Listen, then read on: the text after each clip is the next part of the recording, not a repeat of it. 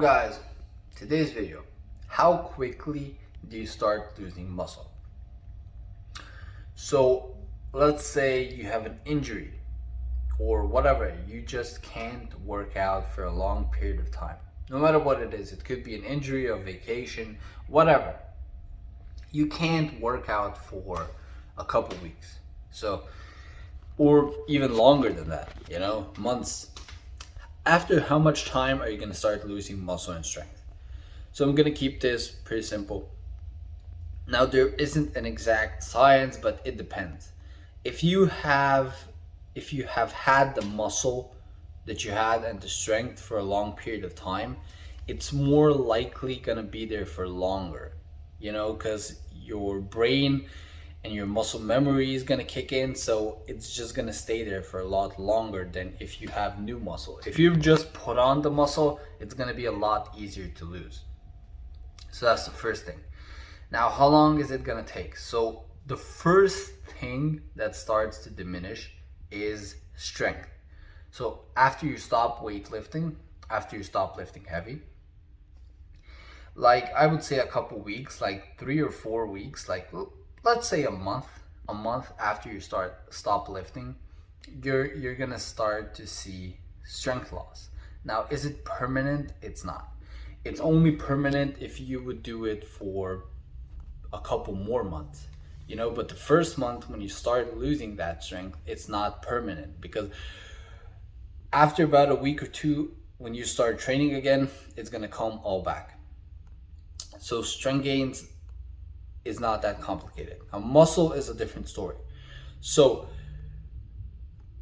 after about 3 or 4 months, after about a month or two, you start looking smaller.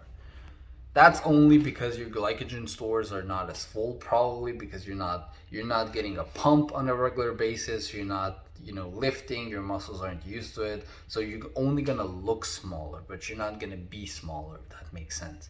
Your muscles are gonna lose a little bit of water weight, and then after about 3 or 4 months of non-activity, of not lifting, you can start to expect a little bit of muscle loss. And that muscle loss, like I said, if you had that muscle for a very long period of time, then when you start lifting, you start bulking again, you can gain that muscle back easily. That's why you see someone that's been big before, and then they have like a big injury and they get skinny and out of shape, and then when they start working out, they just explode. That's because of the muscle memory. Your body remembers, all of those muscles, all of that strength, so you gain it back a lot quicker than when you started out. But if the muscle is new, it's going to be a lot harder because your muscle memory isn't as strong. So you're going to lose some muscle definitely in the next couple months. And yeah, it's after you start working out again, it's going to come back a little bit, but not fully. So you're going to have to work very hard. So yeah, the longer you're not working out, the more possibility of you losing your gains and your strength. Basically that's it. So what I recommend is just try to do something.